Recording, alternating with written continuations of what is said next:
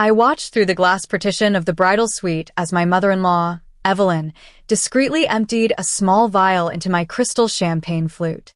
She clinked the glass with a sickening smile and turned to call the entire reception over for a special family toast. My heart hammered against my ribs, but I didn't panic. While she was talking to the crowd, basking in the spotlight, I stepped up beside her, smiled warmly for the cameras, and discreetly switched our glasses when she looked away. I waited with bated breath as she raised the spiked drink to her lips, entirely unaware that her own trap was about to spring shut on her. Before you find out what happened next when she swallowed it, follow my story until the end and comment the city you're watching from so I can see how far my story has reached. That's when the real drama began. My name is Susan. I am 27 years old, and today was supposed to be the most beautiful day of my life. I stood before the tall mirror in the bridal suite, smoothing down the delicate lace of my white designer wedding dress. Outside those doors, a stunning, upscale vineyard venue in Napa Valley was filled with 200 guests, all waiting to celebrate my marriage to Julian, the love of my life. Julian is everything I ever dreamed of, kind, fiercely loyal, and incredibly supportive. But our relationship had always carried a heavy, exhausting shadow. That shadow belonged to his mother, Evelyn. Evelyn was a woman defined by old money, rigid expectations, and a biting, passive-aggressive cruelty that she wore like a badge of honor. From the very first day Julian introduced us, she made it clear that I didn't belong.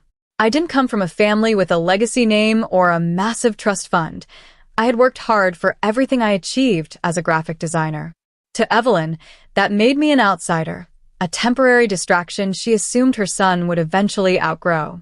During the entire 9 months of wedding planning, she had tried to control, undermine, and diminish every choice I made, dropping subtle slights about the quaint decor and the ordinary menu. Yet, as I looked at my reflection, I took a deep breath, determined to let her bitterness slide off me.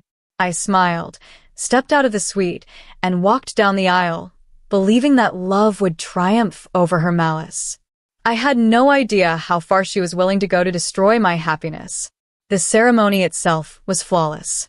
When Julian placed the ring on my finger and kissed me, the roaring applause of our friends made me forget about the icy glare Evelyn had been directing at me from the front row. For a moment, the world felt safe. But the illusion shattered completely just an hour later, right before the grand entrance into the reception hall. I had slipped away to the back corridor to fix a loose hairpin, stepping near a quiet alcove by the kitchen staff entrance. That's when I heard her voice. It was unmistakable, sharp, hurried, and dripping with low-toned venom. Evelyn was speaking to her personal assistant, her back turned to me. "I don't care if it ruins the schedule," she hissed, her manicured fingers tightly clutching a small glass object. "The girl needs a harmless little lesson to understand she doesn't belong here. By the time the first dance is over, she'll be too busy running to the restroom to enjoy a single moment of her precious spotlight. Just make sure the champagne flutes at the head table are arranged exactly how I told you." Hearing those words, a cold dread pooled deep in my stomach. I stood frozen in the shadows, my mind racing as the assistant nodded nervously. I didn't know the exact nature of the substance she held, but a terrifying realization washed over me. My mother-in-law was actively planning to sabotage me on my own wedding night. I took a slow, stabilizing breath, refusing to break down or cause a scene right then. I forced a calm mask onto my face, stepped back into the crowd, and vowed to stay on absolute high alert. I was going to watch her every single move. When we were called out to the head table, I kept my eyes pinned on Evelyn. She sat just a few feet away, projecting the image of a proud, elegant matriarch, but I could see the restless anticipation in her posture. After the main course was cleared, the venue staff began filling our crystal champagne flutes for the traditional family toasts. I watched intently as Evelyn deliberately caught the eye of a specific waiter, who placed a heavily chilled flute directly in front of my seat. Shortly after, under the pretense of adjusting the large floral centerpiece between us, Evelyn reached out. Through the gaps in the roses, I saw her hands move with practiced speed, emptying a tiny vial of clear liquid into my glass. She then tapped the side of her own flute, standing up to command the room's attention. "Everyone, if I could have your attention, please," Evelyn announced into the microphone, her voice smooth and dripping with artificial warmth. As the 200 guests turned toward her, clapping and cheering, she launched into a beautifully rehearsed speech about family values and welcoming me into their prestigious lineage. She was completely wrapped up in her own performance, basking in the crowd's adulation. This was my moment. While her head was turned to the left to smile for a photographer, I casually reached forward. Under the cover of the loud applause, I deftly swapped my spiked glass with her identical one. When she turned back to face me, I was sitting perfectly still, a calm smile on my face. She lifted her glass, locking her cold eyes onto mine in a silent, triumphant challenge. "To Susan and Julian," she toasted, and took a deep, continuous gulp of the liquid. I raised my glass to my lips, pretending to drink while watching her throat swallow every drop.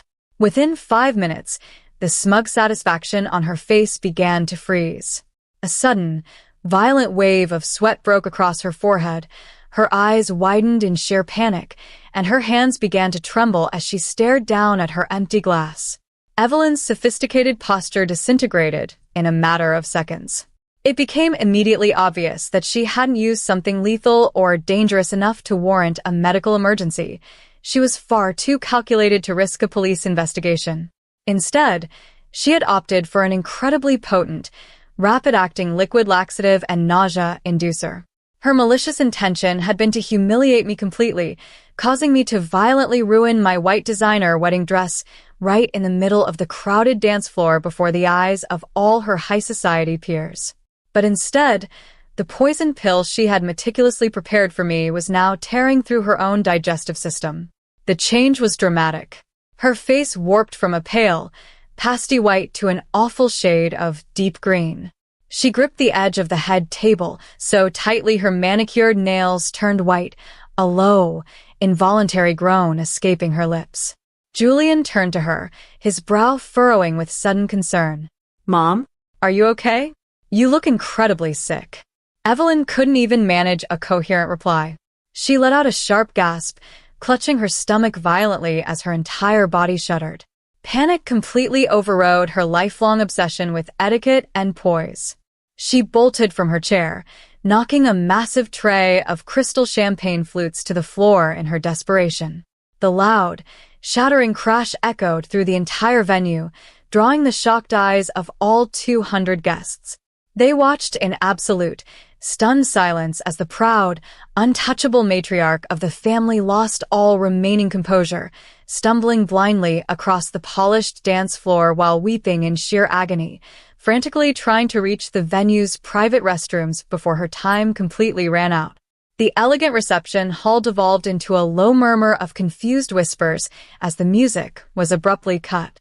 Julian, looking deeply alarmed and incredibly embarrassed, immediately stood up to follow the chaotic trail his mother had left behind.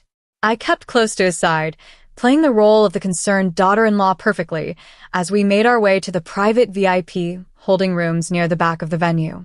When we reached the door, the venue manager was already standing outside, looking pale and unsure of what to do. From inside the room, the muffled sounds of frantic, pathetic sobbing and furious slamming could be heard. Evelyn was completely undone. Julian knocked urgently, shouting through the wood to ask if she needed emergency medical attention. Evelyn's voice shot back, weak but dripping with absolute rage, claiming she had been poisoned by the venue's careless catering department. Julian turned to the manager, his face twisted in worry, and asked him to quickly fetch some ice water and a medical kit from the front desk. The moment Julian stepped down the corridor and left us alone, I quietly pushed the door open and stepped inside the dimly lit room. Evelyn was slumped in an armchair, her expensive designer dress disheveled, her makeup ruined by tears, and her pride completely shattered. She looked up, her eyes flashing with pure malice when she saw me. I didn't say a word at first. I simply stepped closer, leaned down until I was just inches from her face, and whispered with a cold, unwavering smile, "How did your own medicine taste, Evelyn?" Her jaw dropped, the harsh realization hitting her like a physical blow. She erupted into a bitter, venomous confession, screaming that I was an ungrateful parasite who deserved to be humiliated. But she was so consumed by her own rage that she completely failed to notice the door clicking open behind her. Julian had walked right back into the room, catching every single word of her confession. The air in the small room froze instantly. Julian stood in the doorway, the glass of ice water trembling in his hand before it shattered against the floor, mirroring the complete destruction of his relationship with his mother. His face was a mask of pure shock and disgust as the words of Evelyn's bitter confession echoed off the walls. For years, he had tried to defend her, constantly making excuses for her cold behavior and telling me that she just needed time to adjust. But hearing her raw, venomous admission that she had actively tried to medically sabotage and publicly humiliate his new bride on our wedding day stripped away every ounce of his loyalty. He stepped forward, his voice dropping to a terrifyingly calm, low register that I had never heard from him before. "Get out," he said, looking at his mother as if she were an absolute stranger. Evelyn froze, her tear-streaked face twisting into a desperate expression as she tried to backpedal, stammering that she was just upset and that I was manipulating the situation. But Julian didn't want to hear another lie. He turned directly to her terrified personal assistant, who was hovering in the hallway, and gave a strict, final order to pack Evelyn's things and remove her from the vineyard immediately. He threatened that if she ever tried to contact either of us again, or if she stepped foot near our home, he would personally hand over the venue's security footage to the police and press full criminal charges for assault. Evelyn was quietly escorted out the back doors of the venue in total, undisputed disgrace, stripped of all her power and high society dignity. Julian returned to my side, wrapping his arms around me and apologizing through his own tears. We walked back out together, announcing to the remaining guests that his mother had simply suffered a sudden case of severe food poisoning, allowing us to finish our beautiful night in peace. 3 months have passed since that unforgettable night, and our lives have completely transformed. Julian and I made the mutual decision to pack up our things, sell our corporate apartment, and move across the country to a charming, sunlit cottage tucked away in a quiet coastal town. We cut off all communication with Evelyn entirely, blocking her numbers and returning her desperate, hollow letters of apology unopened. Julian finally saw his mother for the manipulative person she truly was, and choosing our peace over her toxic wealth was the easiest decision he ever made. We are finally building a life rooted in genuine love, free from her constant judgment. But I didn't just walk away. I made sure we were permanently protected. Before we left the wedding venue that night, I safely secured the original spiked champagne glass and handed it over to a private lab for independent chemical testing. The results came back confirming an incredibly high, unsafe concentration of a restricted prescription compound. I quietly forwarded that lab report, along with a copy of the venue's security footage showing Evelyn pouring the liquid, straight to our family attorney. It is our permanent legal shield. If she ever tries to interfere with our marriage, our finances, or our future children, those documents will go straight to the district attorney. Now, as I sit peacefully on my porch watching the sunset over the ocean, I can't help but smile at how everything turned out. Evelyn tried to use my wedding day to destroy me, but she only ended up destroying her own legacy. I'm curious about you who listened to my story. If you caught your in-laws trying to sabotage your biggest day, would you have switched the glasses like I did, or exposed them right on the spot? Drop your thoughts in the comments below, and don't forget to tell me which part of the world you are tuning in from today. If you love stories where toxic people get exactly what they deserve, click on one of the 2 videos popping up on your screen right now. Trust me, the twists in those will leave you completely speechless. Thank you for listening to my journey today, and I'll see you in the next story.